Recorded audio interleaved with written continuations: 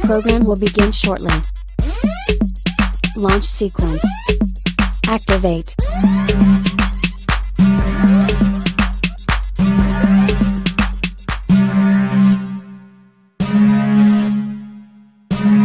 Warning, the following content is not politically correct. Viewer discretion is advised.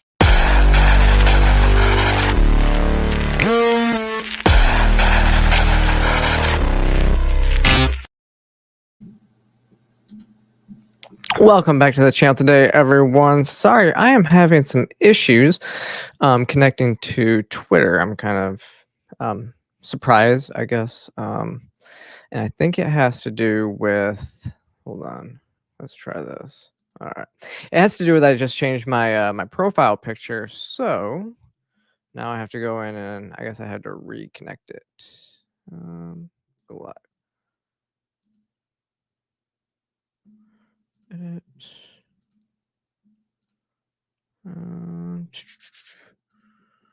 Remove. I think I can go back and now add.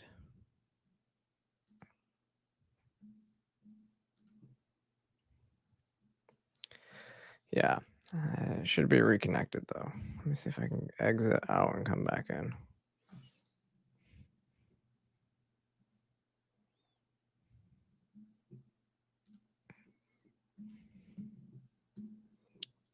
All right. Let me.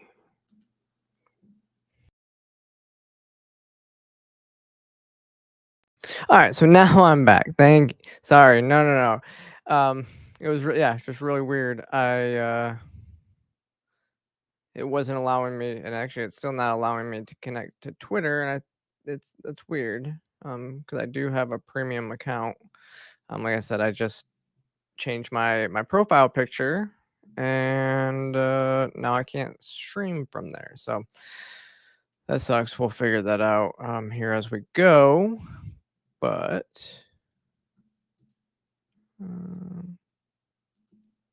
sorry, it's annoying me. All right, but welcome back to the channel today, everyone. If you did not know, it's been an interesting week. A lot going on. I have way too much stuff that I probably, like I said, I'm like always probably not going to get to it all. But going straight into it, if you did not see the latest thing that I've been doing, I'll bring it up. I was on the Timcast Culture War show last Friday, and it was an amazing discussion with Chloe Cole and Harrison. And if you guys have followed, I mean, y'all have followed me for a little while. Me and Chloe have known each other for quite a while, and it's been good. And so this was really awesome to be on this show, because normally, like the Timcast IRL is news of the day stuff. Well, this we were talking about, trans issues and a lot of the stuff that both me and Chloe talk are, what our experts and stuff are. However, if you go to find it, it's not on the Timcast page. It's actually on Tenet Media. So that's this right here. It's Tenet Media.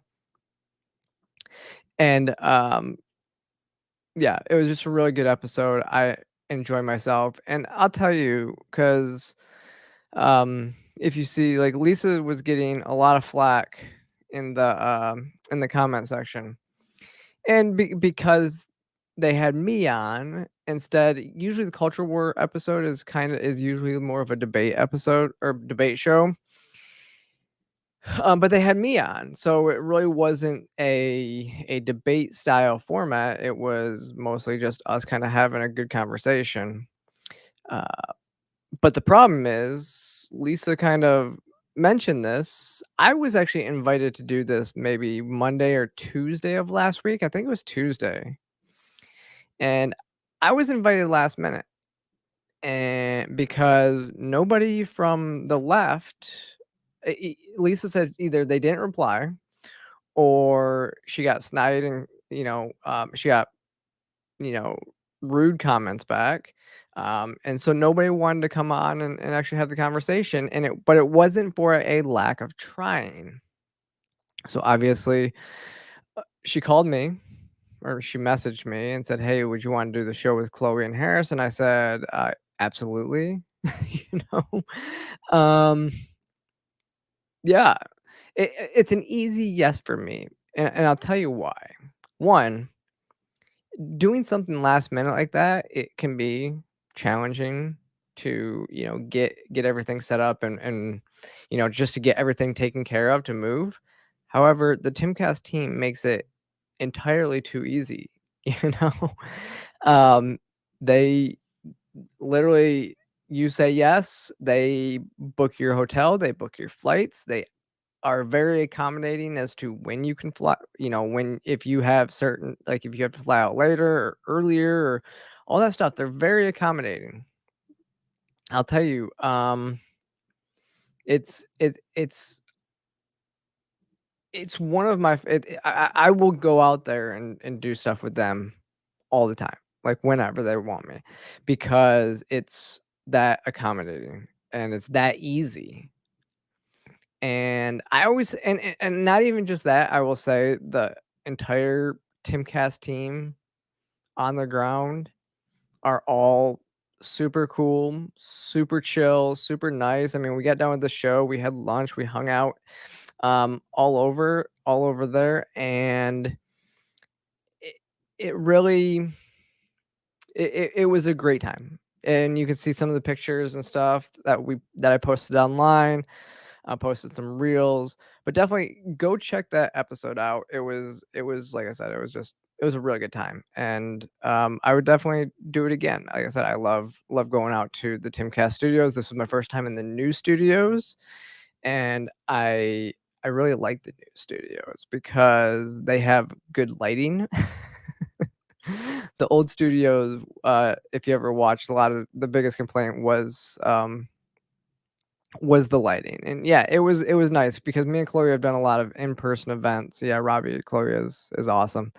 But we've done a lot of in-person events together, but we've never done we've only ever been on like one or two. We've only ever been on a couple shows like one or two times, and it wasn't in this depth. And honestly, I've talked about some of the stuff on there that I don't usually talk about too much. I opened up a little bit more on this episode, so I would say go watch it.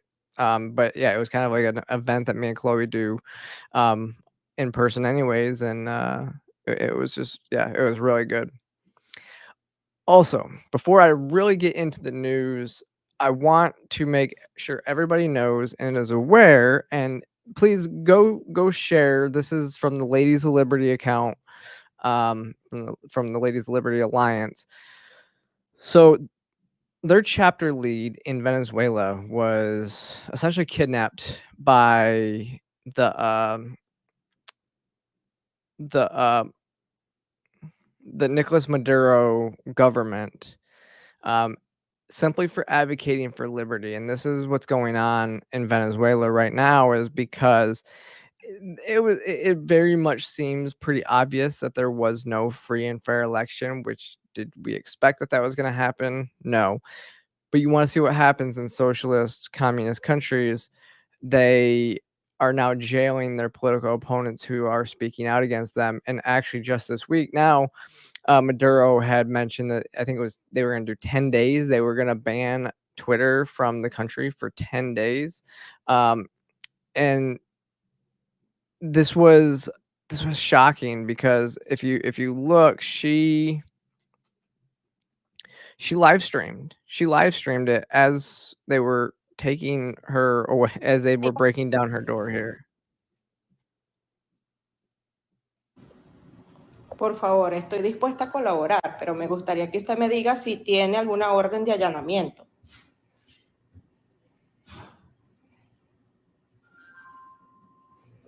¿Cómo es su nombre? Disculpa. Comisario Zambrano. Comisario Zambrano, ¿cómo está? Yo soy María Oropesa. Soy abogada. Me gustaría que por favor me diga cuál es la orden de... No, creo que primero deberías mostrarme si tienes una orden de allanamiento, ¿no? Porque este es mi hogar, o sea, es una propiedad privada. That's not the video I thought it was. That was before. Let me see.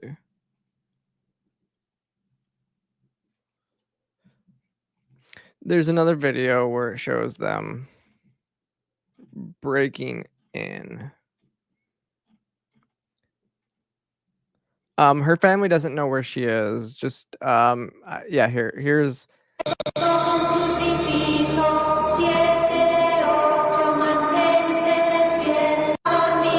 so this was, and then the Maduro government posted this like as a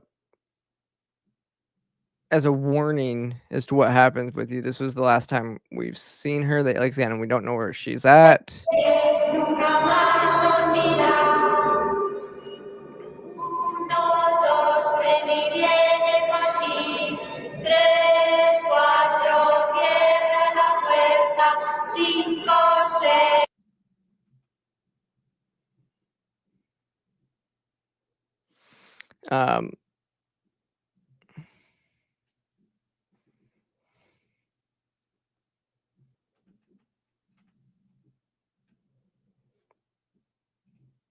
So, like I said, just trying to raise awareness about this. Make sure I haven't seen any updates. But this is what is called a enforced disappearance. Basically, they don't let anybody know where they've gone, whether they're alive or dead. They just basically kidnap you and disappear you simply for standing up for freedom and your rights. So please help us raise a little bit of awareness. Go to Ladies of Liberty and check out their content and make sure and just resharing this stuff is invaluable when you know, online and everything like that. Now we will talk about the good news, because you know we like to jump on when we like to open the show with some stuff we talked about before, some good news, some sanity of what's going on in the world. So if you remember there was these two kids that were charged with felony vandalism, like hate crimes, for riding these scooters and making skid marks on the progress flag. Well, thankfully, there is some sanity in Spokane, Washington, because the judge dismissed the case against these kids who were being kids and were charged with felonies. Again, if you don't like it, at the time, if you remember, I said if you appreciate something or you want it to be appreciated and you want to honor it, you don't put it on the ground where people drive over. I'm just saying, you don't do that. So maybe you don't put these giant murals in the middle of the road. Just maybe. Tire marks are going to do what they're going to do. I don't care if they did it intentionally or not. They're going to do what they're going to do.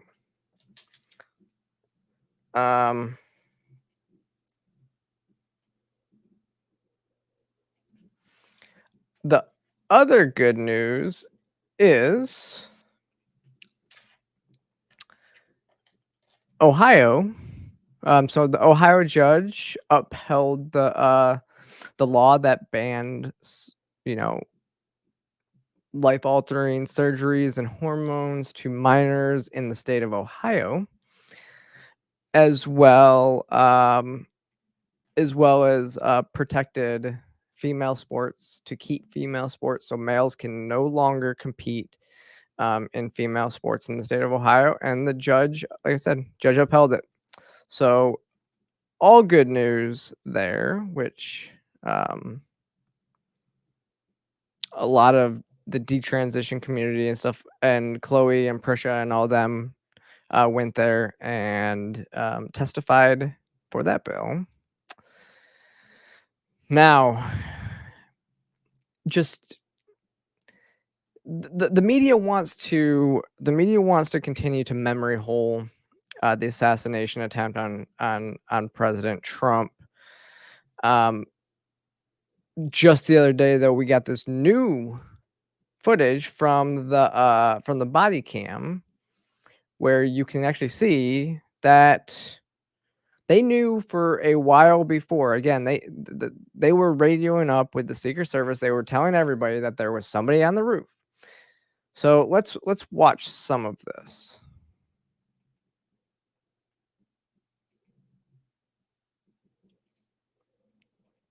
So you can see they're gonna hoist him up. I don't know why the beginning of this doesn't have sound, so but you can see him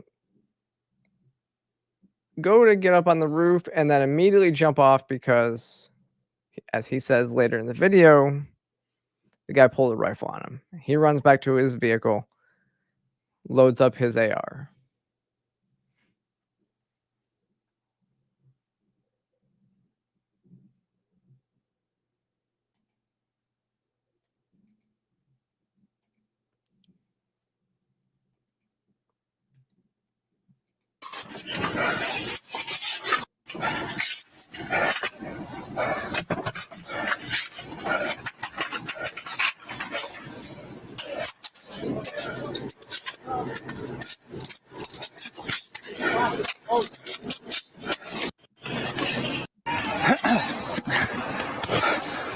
This close, bro. Dude, he turned around on me. He's straight up.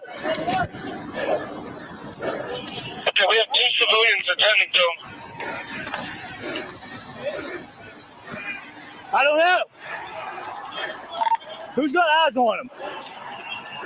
Yeah, it looks like it didn't happen long after this, right? So, Back up.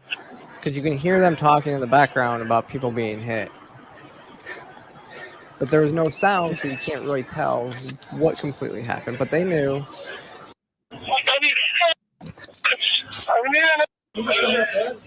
So again, the question is just raised is why was Donald Trump still speaking on that stage when this person was able to shoot at him? They want to, again, memory hole all this. And now move on to, other stuff because they know if this was, again, we've heard about January 6th for the last, 4 years almost, coming up, 3.5 years. Almost every day we hear about January 6th, but former president of the United States gets almost assassinated and we hear about it for a week, and now the mainstream media they're done with it. They don't even care about the investigation on it. They don't care motives, none of that. They're just gonna move on. So but that's the latest on that. But speaking of Trump, big day, very big day, and it's the main title, main episode. You can see the you can see my title to the episode. Donald Trump has returned to Twitter. This is a big deal. It's a really big deal, and it's the right move. Is he gonna stay on Twitter? We don't know. Obviously, we don't know, because the last time he had tweeted was August 24th, 2023. Was his mugshot, and it was one of the most viewed tweets ever on the platform. 314 million impressions on that. Before that, it was January 8th, 2001 or 2021 when right before he was blocked. So he's tweeting quite a bit, but the thing is he is doing a space with Elon Musk at 8 o'clock. So we will cut out, try to get this done at our normal time, because y'all can go dip and listen to this. We'll see how it goes. But he's gonna be with Elon Musk at 8 o'clock. So is he just promoting that on Twitter right now? I don't know. Because I mean, he started Truth Social and has pretty much since then been exclusively over there. He's back to posting. He's posting videos. Let's see, what is this one? We will demolish the deep state. He's putting videos out. He's doing all the right thing. He's putting out his campaign ads now are all on Twitter, which I hope he stays there. I think this is the right move, right? The True Social, for the most part, is going to be an echo chamber of just Trump supporters. If you really want to win people over, you got to be where the people are. That's on Twitter right now. I get it. You own True Social, but you got to be where the people are. And so I think the move to come back to Twitter before the election is the right one. It needs to happen. It should have happened a while ago, but now it's going to be interesting. It'll be fun with but since he's been on, there's been no mean tweets yet, so we'll see. But it's big news. And what's really interesting about this, so doing this, we now have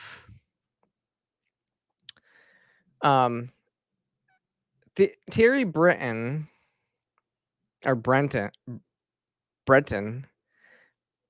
who is the head of the European, the EU Commission. What is this? He is actually the Commission of European. What is his title? 1 second. He is the commissioner of the European. I don't know. I don't speak whatever language that is, but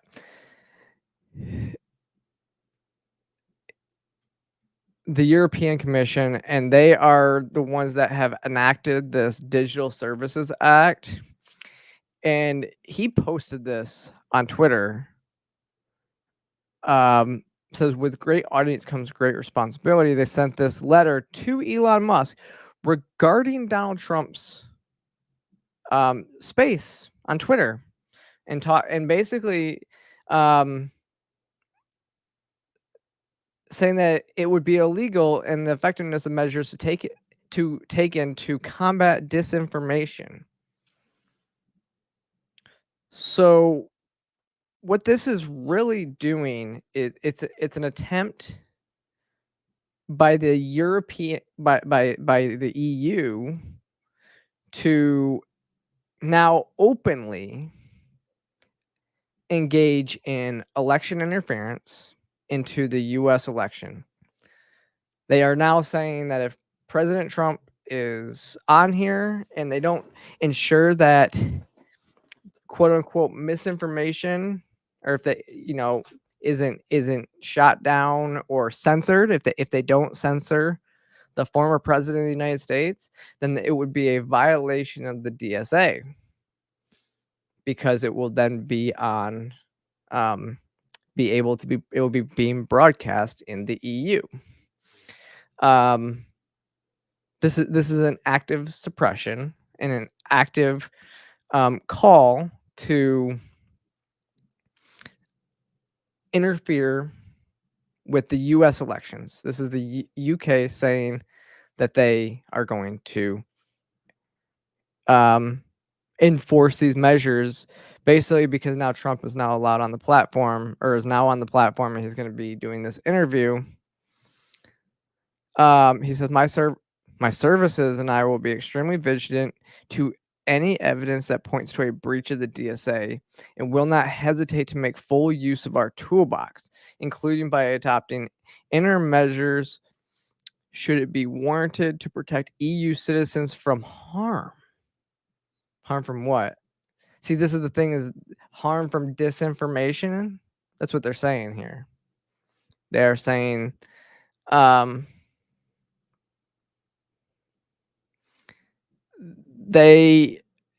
huge, again, it's just a big threat from the EU.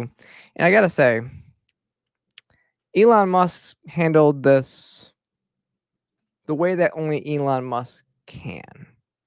And if you're listening to the audio only podcast, Elon Musk says, to be honest, I really wanted to respond with this Tropic Thunder meme, but I never would do something so rude and irresponsible. Instead, he posted a meme that says, take a big step back and literally fuck your own face. I think that's the only response that anybody needs. Who cares what the EU says? Who cares?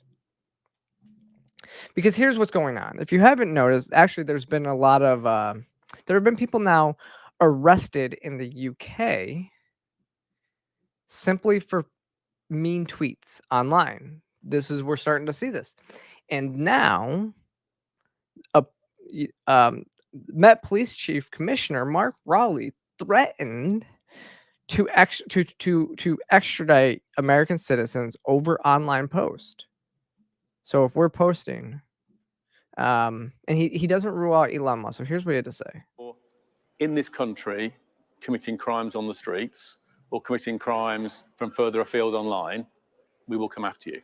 Talk to me about that, because we have seen some high-profile figures whipping up the hatred. You talked about it in there with the officers, in fact, about this being added to by online commentary. I mean, I'm even thinking of the likes of Elon Musk getting involved. What are you considering when it comes to dealing with people who are whipping up this kind of behavior from behind a keyboard, maybe in a different country? Being a keyboard warrior does not make you safe from the law. You can be guilty of offences of incitement, of stirring up racial hatred.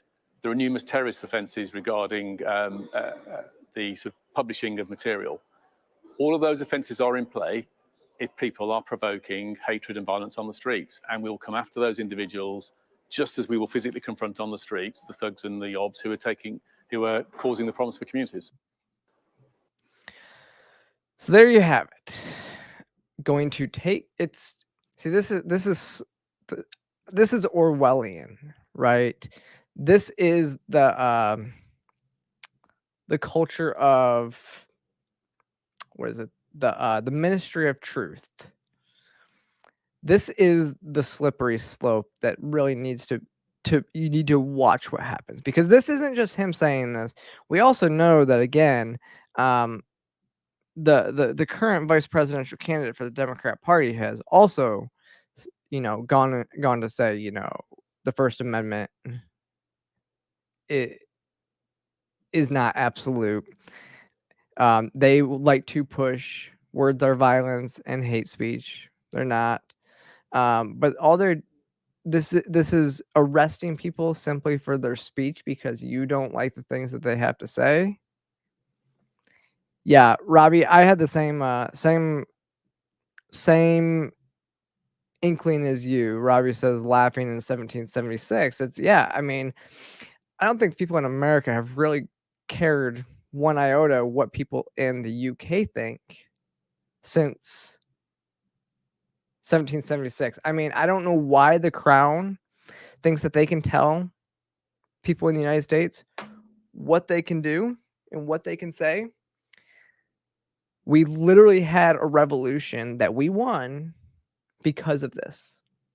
So, Mr. Rowley, come and take it. Because here's the thing. It's good. Are they going to send their own people here to try to extradite us back to over to the UK? I don't think so. So I guess if I have a warrant for my arrest from things that I say on Twitter in the UK, I guess I'm not going to the UK, and I don't really have any plans to go to the UK as we speak. But I do have, I mean, I know people that live there, and it's got to be rough because they can't say what they want to say online. Because again, this is like an authoritarian state that's going to arrest you for things you say online. I mean, he's talking about incitement, but if you see like what they were doing, that's not incitement. And even the most abhorrent speech is what is supposed to be protected. See, free speech is not for speech that you like. That'd be useless. Free speech is for speech that you don't like. But yeah, I'm not really too worried about what the UK says and what they're doing over there. What I am interested in, though, is this next election, what's going on here. And so now let's get into this. If you didn't see, I mean, so last week we talked about how, and we looked, Kamala Harris does not have a single policy platform or platform position on her website. We know this. So I don't know. Like, there's a good question when people are saying, okay, she's going to post her platform this week. So what are Democrats supporting her now? Is she just the anti-Trump candidate? Like, what are they supporting? She has no policies right now. We don't know her policies. It's been really interesting because then she goes and she's going to take down Trump's policies, which is interesting. Listen to this. Including to raise the minimum wage and eliminate taxes on tips for service and hospitality workers. Including to raise the minimum wage. It's really interesting, right? Donald Trump said he's going to eliminate taxes on tips. And now Harris is out here saying this too. I mean, it's an interesting strategy. So now I guess no matter what happens in the next election, we're going to get rid of tips. But she's going to raise the minimum wage, which is, one, minimum wage is set. No. Minimum wage should be set at a state level. One. She's going to raise the minimum wage to what? We don't know. And if you really don't know, the minimum wage, the only thing the minimum wage does is cause more inflation, right? Because if you have an artificially high price for something, that wage, the increased cost in that wage trickles through and just gets passed on to the consumer. The consumer is going to end up paying more every step of the way through the supply line. Every bill of material, the cost of those goods are going to go up. And it's going to drive people out of the market, right? So like Walmart and Amazon love these minimum wage hikes because these big businesses like it because they're already paying more than minimum wage. But they know that their competitors can't pay $15, $20 an hour. And so it forces them out of the market because because of the economies of scale that these massive corporations have, it forces the the other, smaller mom and pop shops can't keep up with the wages. They can't pay those wages and they can't pay. So they have to push it onto their customers, like I said, and then their goods are a lot higher costing than Amazon, Walmart, and all these other big corporations. The other thing, what ends up happening is once you get this inflation, then the wages start to increase to keep up with this, right? So the higher level, in a few years, that minimum wage means absolutely nothing, because the value of the dollar has gone down so much, and everything kind of evens back out. The only thing it ends up doing is moving people into a higher tax bracket. It's a way for them to collect more taxes from the lower income people, because it moves minimum wage employees, it moves lower, middle class employees, it moves everybody kind of into a new tax bracket. So now you have more people paying a higher rate of taxes. And so in reality, they're not getting nearly as much money, and then the cost of living is a lot higher too. As if you saw Kamala's clips about inflation, which is about the cost of living going up, is what she said. So, but it is interesting. It is, because we don't know, and then we also have her saying,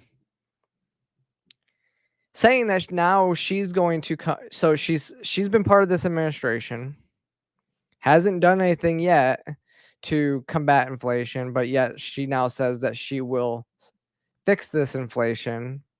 She's almost throwing Biden under the bus now to say we're going to fix this inflation that the administration that she is currently part of is causing.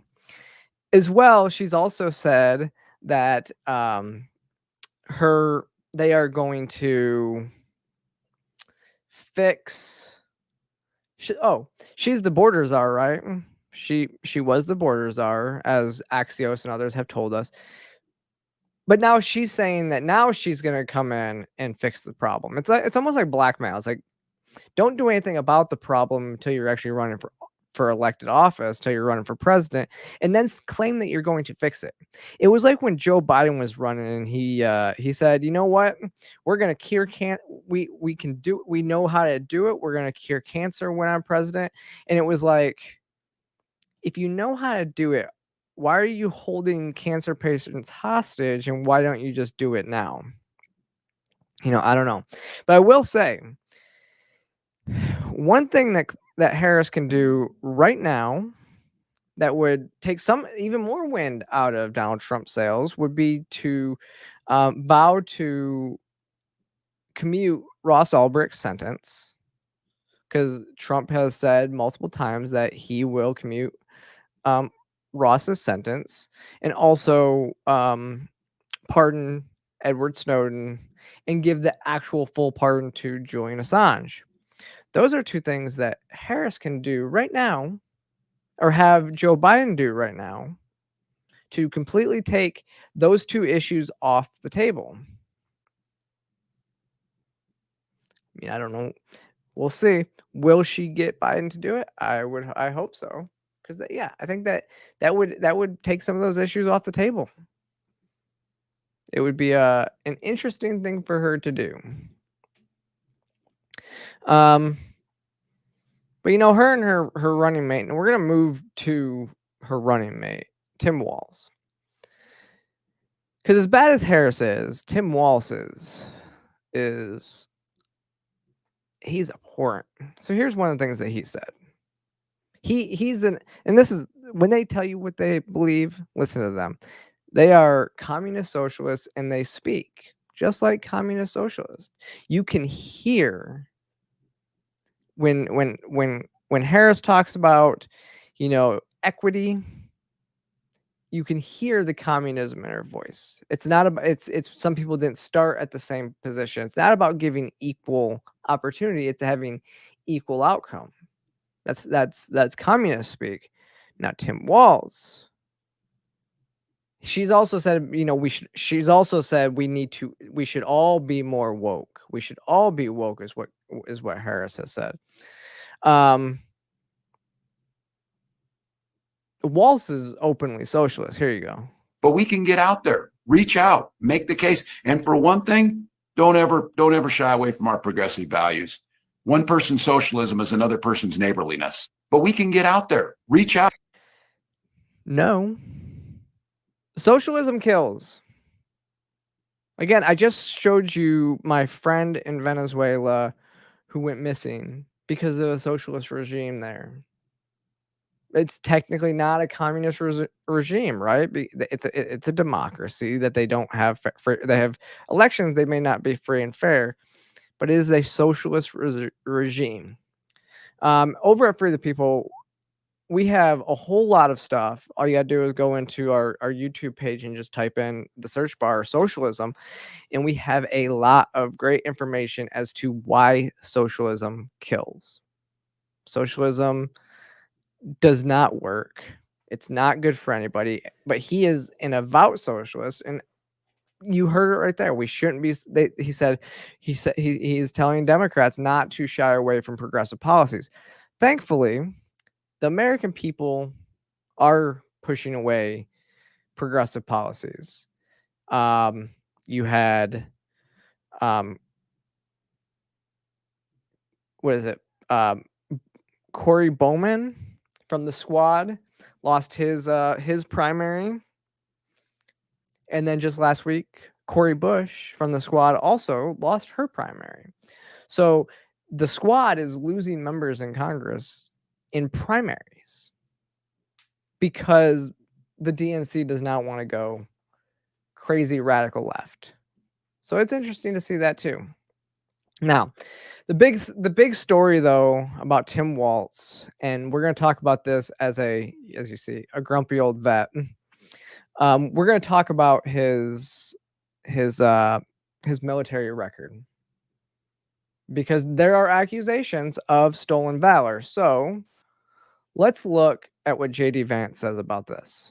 Well, of course, Dana, I honor his service, and I've never criticized what Tim Walz did when he was in the military. I criticized his retirement decision, and most importantly, Dana, I criticized his lying about his own record, okay? This is a guy who was captured on video saying, I carried a gun in war. He never went to war. This is a guy who's been captured on video. As other people say, he's an Afghanistan veteran. He's a veteran of a war, nodding along in agreement instead of saying, no, I did serve my country and I did it honorably, but I never went to a war zone. I'm not criticizing Tim Walz's service. I'm criticizing the fact that he lied about his service for political gain, Dana. Now, I served in the United States Marine Corps, and you know this.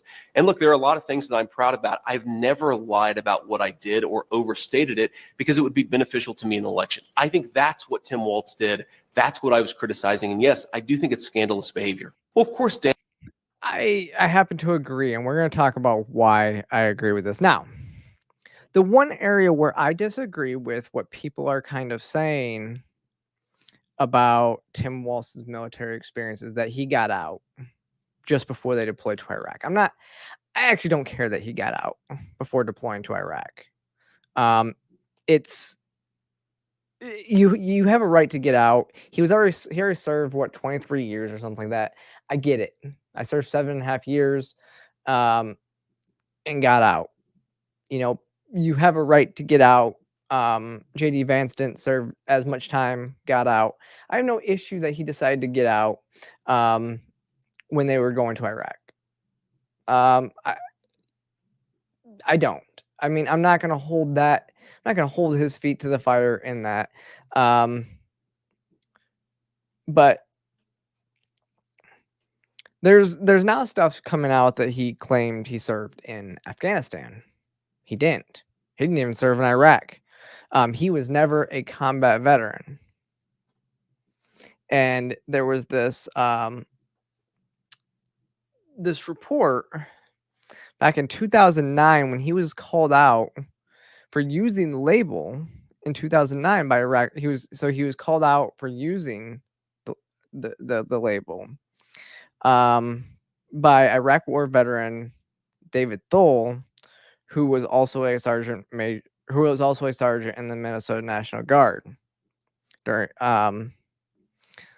Thole filmed the encounter with staff at Walz's office in Minnesota. Said Operation Enduring Freedom is limited to Afghanistan and the airspace directly above. Congressman Walz is clearly claiming to be an enduring freedom veteran, but he never served in enduring freedom. He's described himself, oh shit, as an enduring freedom veteran. Which again, enduring freedom was what they was the Afghan war. So this is the clip. My name is Dave Phil. This is Travis Quinlan. We're both constituents and Iraq war vets. We're both constituents and we're both Iraq war vets. We served together with the Minnesota National Guard. So we're here on a veteran-related issue. I don't know if you are familiar with this picture at all. This was taken in 2004 here in Mankato. Operation. That's how I've always encompasses a great deal in there. Well, Operation Enduring Freedom is limited to Afghanistan and the airspace directly above. There's other units that are called up in support of, and I'm sure that's probably what his military order said. Right. My concern, other than this picture, is that the congressman's website, his official biography, says simply that he was mobilized with his battalion in support of Operation Enduring Freedom, without any other details. Don't you think it's reasonable? People might assume that means he served in Afghanistan. Perhaps, I guess. Okay.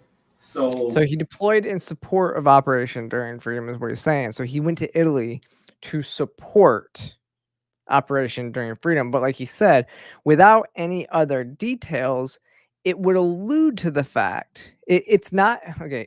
It would be almost considered a lie of omission, right? You're not necessarily lying because you did deploy in support of Operation Enduring Freedom. However, it doesn't tell the whole story. And I think that's what we're seeing.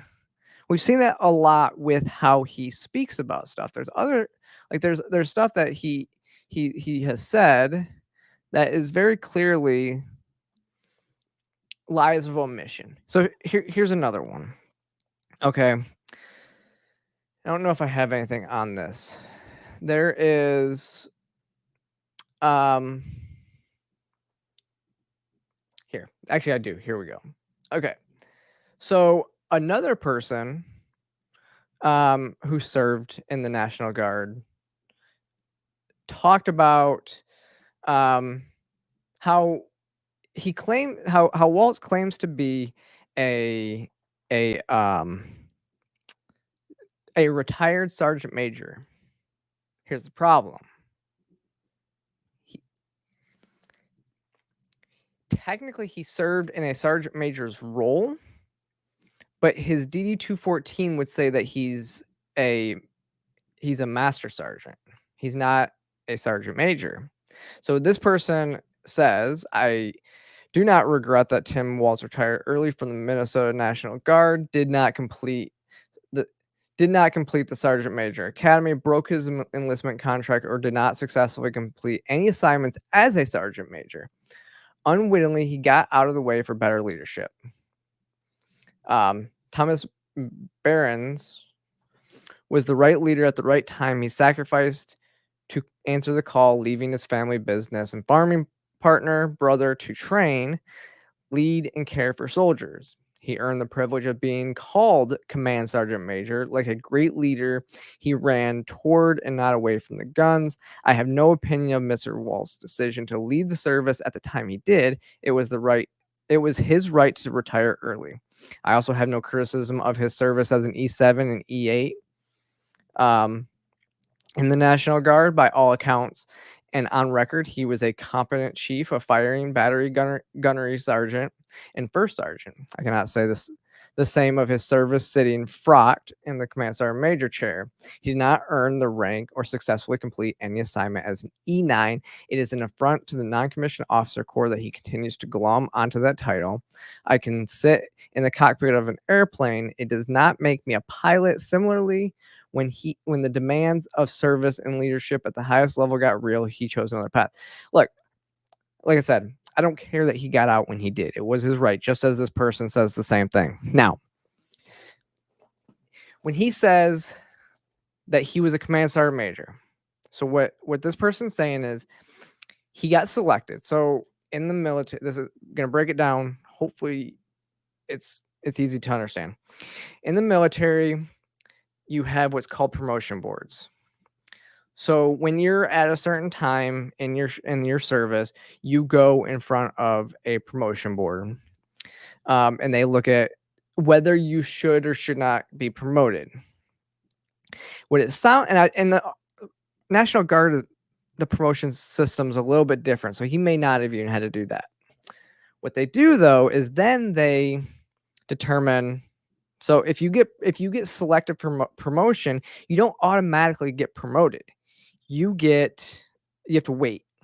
What they can do a lot of times they do this with NCOs a lot, is if they have a need for the person of higher rank, usually first sergeants and sergeant majors, they can do what's called frocking. They are serving in that position, so they are wearing that rank. And usually, again, it's because they've already been selected for that rank, but they haven't gone to the sergeant major academy yet. They haven't gone. They haven't done any of the stuff to be at that rank, but they need somebody in that position, so they will frock you. Again, you're wearing the rank, but you're not necessarily even getting paid for that rank. Also, what does end up happening too? So he could have gotten promoted to E9 and was getting paid as an E9 and the same things. However, what ends up happening when you get out of the military, and I believe it's if you haven't served in that rank for 2 years, by the time your end of contract or end of service, so it's the ETS date, when your ETS comes up, or when your retirement date comes up, if you haven't been serving in that position and been served at that rank for a long enough period of time, when you ended up getting booted back, you end up getting pulled back down. So it's not a demotion. It's just you didn't actually meet the requirements to retire at that new rank. So if he was sitting in that position, maybe he did get promoted to E9. However, his DD-214 is going to show that he was an E8, and that's what he's getting paid based off of his retirement pay is E8 retirement, not E9 retirement, because he didn't meet the qualifications to be retired as an E9. So again, is he lying to say that he is a retired command sergeant major? Depends on how he's saying it. If he says, I retired as a command sergeant major, that's technically not a lie, but it's not a lie because of wording. And so it's important to say, I made the rank of E9, but I didn't, distinct what happened.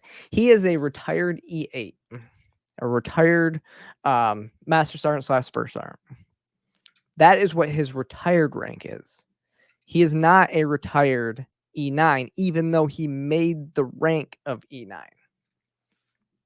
If that makes sense to everybody out there. This is why it really is important. And this would be, depending on how he's saying it, this would be a case of stolen valor. He is saying, if he is saying that he is a retired sergeant major, retired command sergeant major, that is a lie. That is not the truth. If he's saying I retired as that rank, it's technically not a lie, but he should be saying I retired as a command sergeant major, but I didn't serve. I didn't go to the sergeant major academy, so I'm now at rank of E8.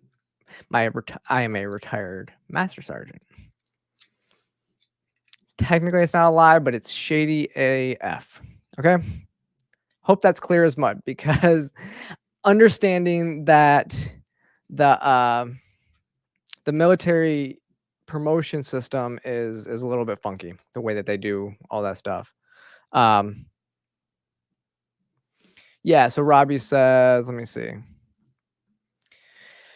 My uncle had the temporary rank of lieutenant commander, but he retired as a lieutenant.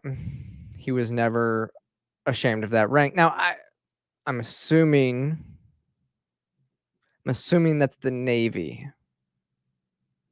I don't know Navy ranks, so you'll have to correct me, because their ranking system is a little bit different when it comes to officers than the Army, because a lieutenant is technically an 03 in the Navy, whereas a first and second lieutenant are an 01 and 02, and an 03 is a captain, whereas a captain in the Navy is a 05? Yeah, it would be an 05. So I'm guessing a lieutenant commander would be like the same as a major in the Army. But yeah, you should never be ashamed of that rank. I got out as a captain in the Army, so an 03.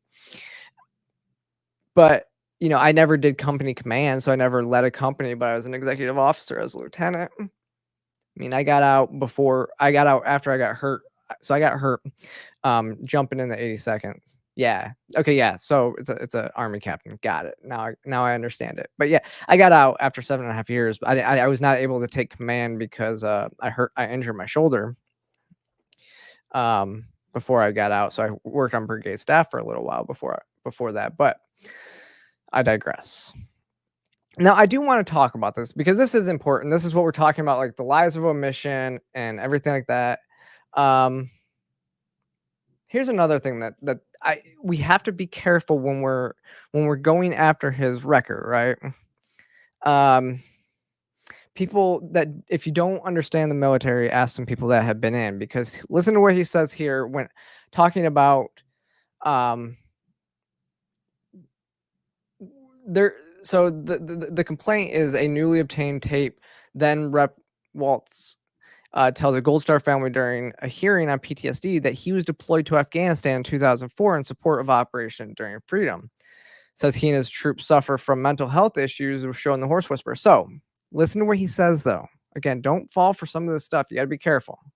And both of you, with your keen understanding of how this works, especially from National Guard families, I can tell you this, having been one of those that came back, we were in support of OEF, but sitting in there with OIF veterans, when we came back, they showed us the Horse Whisperer and told us to be nice when we went home. And that was the extent of it. That was in 2004. Now, I'm proud to say that because of the people sitting in here and people who came before me, things have changed over the last 4 years. They have not changed enough. But Mr. Kennedy is following and moving something forward that the late senator from Minnesota, Senator Wellstone, advocated so clearly: mental health. Okay. So they're trying to say that he said that he deployed to Afghanistan. He never said that, though. This is what's key. He didn't actually say that. He said he was deployed in support of. Again, that is not saying he was deployed to OEF. Okay. In OEF. He was supporting, and he was supporting from Italy. So he's not lying. And I said, unpopular opinion, but he didn't say he deployed to Afghanistan. He said he came back. And what happened? So again, when you come back from overseas, what he's talking about is reintegration. So when you come back from overseas, you go into this process of reintegration. And so it's usually 5 days long. I can't remember how long it was, but you come back and like literally the day you get off that plane, the next day you start going in and doing mental health evaluations and taking different classes and doing all this stuff. So that way because you were just in a combat zone, you need to like prepare yourself for what could come and what issues you could have coming into going into the real world when you've been overseas and seeing crazy things that people are just not going to understand. It can sometimes feel lonely for veterans, and so that's what they do. And then they do, like, I think they have medical appointments. It's like 5 days of just things you have to like hit all these things done, and then you get your leave. So you go through reintegration, and then you kind of then you can get your leave after all of that. The whole unit will go on leave, and then you can go see your families and stuff like that. That's what he's talking about, though.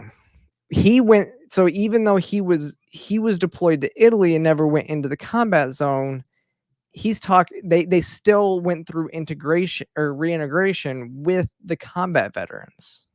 So I have no issue with what he was kind of saying here. What I will say, however, though, let me see, is,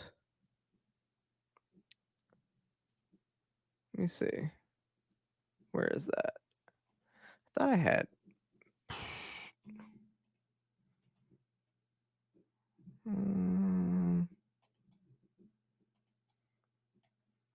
No, let me see. It wasn't that. So what I will say is there was also a picture that I was going to show that showed him holding a sign, though, that said combat veterans or OEF veterans. Actually, here it is. Here it is. This is a sign. This is actually OEF veterans for Kerry. But again, he was not an OEF veteran, yet he's classifying himself as one. That's the problem with this. This is what I said. I said it's not what I told Elon, like, that's not what he said. I said you can see how he uses language to give himself more credibility than he deserves, but he never claimed to be in either country. And so Steubens posted this picture. Now this is an issue, and I responded and said, yeah, that's messed up. This is one of the weirdest ones too. So the Harris campaign thinks that this stuff's all good, right? So they posted this. This is the Harris campaign Twitter account, and they posted this like it was all good. Like this was a win for them, and it's going to win people over. So here. Hope woke up like many of you did 5 weeks ago and said, Dad, you're the only person I know who's in elected office. You need to stop what's happening with this. I'll take my kick in the butt for the NRA. I spent 25 years in the Army, and I hunt.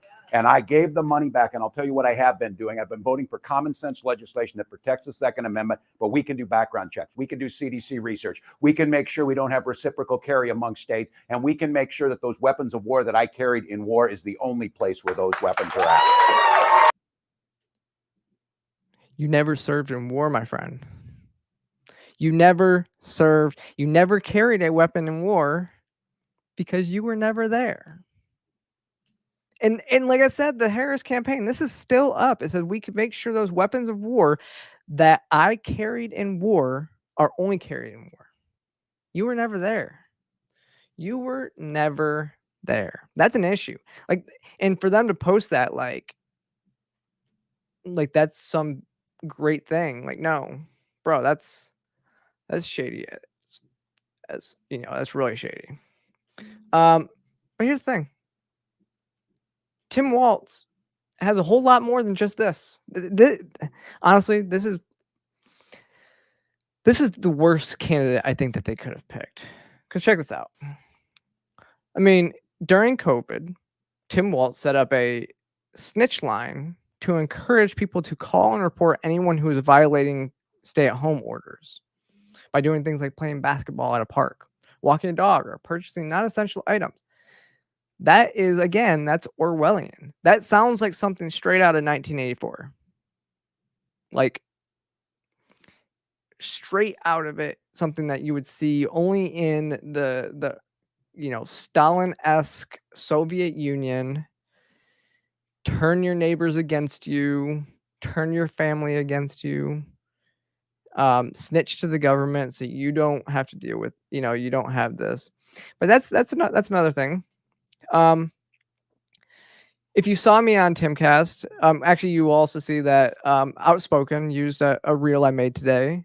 Why Tim Walz is actually more radical than Gavin Newsom here.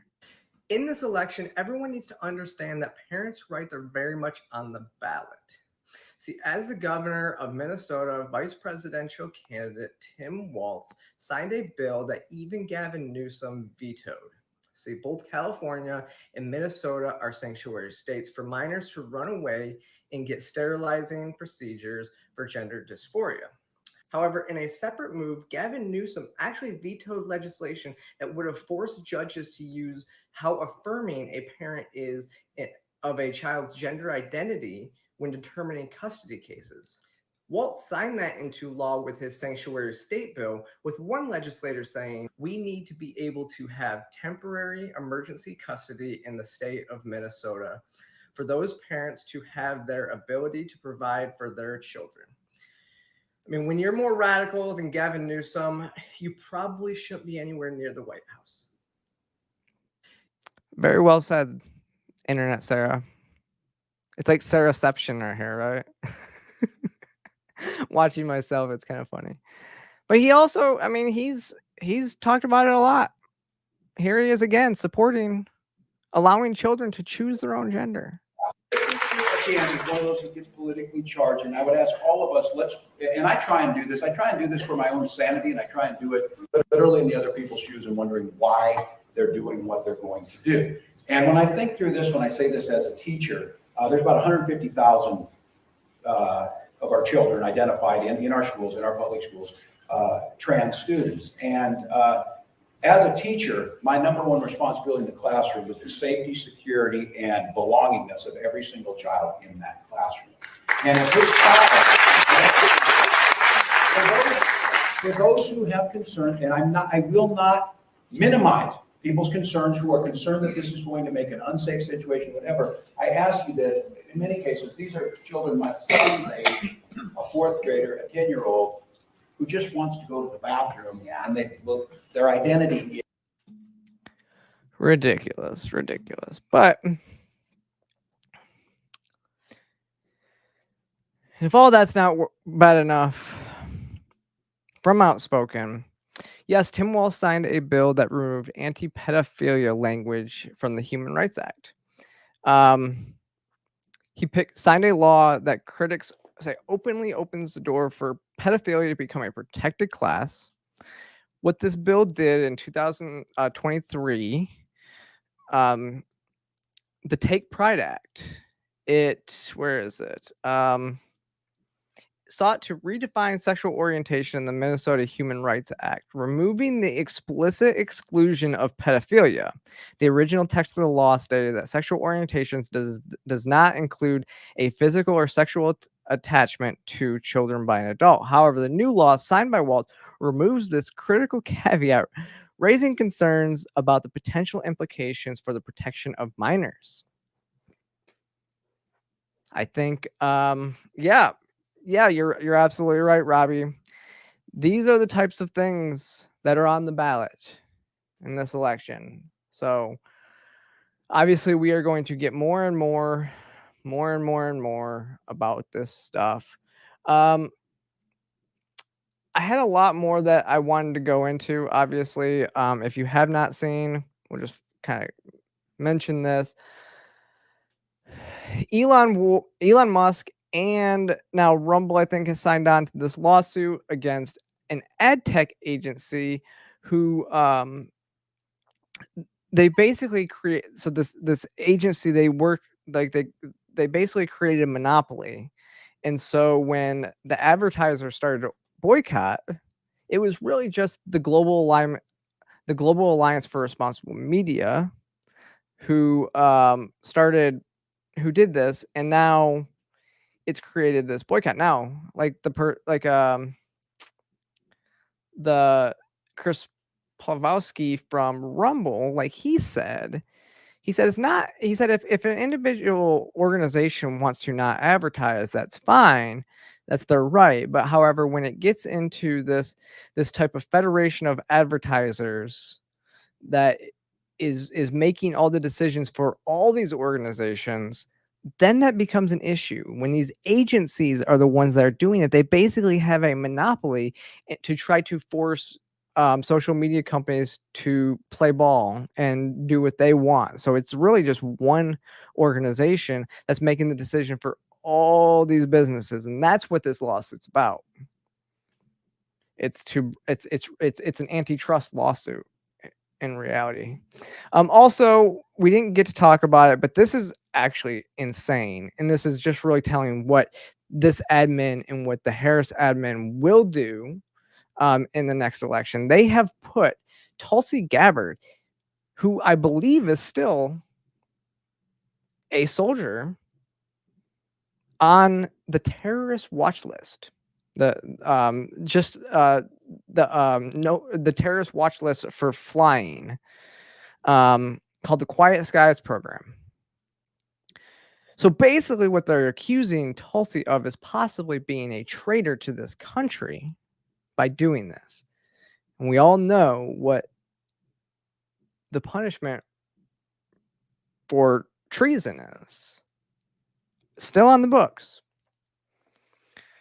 This is insane what they will do to anybody. This is just another weaponization of the federal government, of the agencies that are out there against people that they see as threats.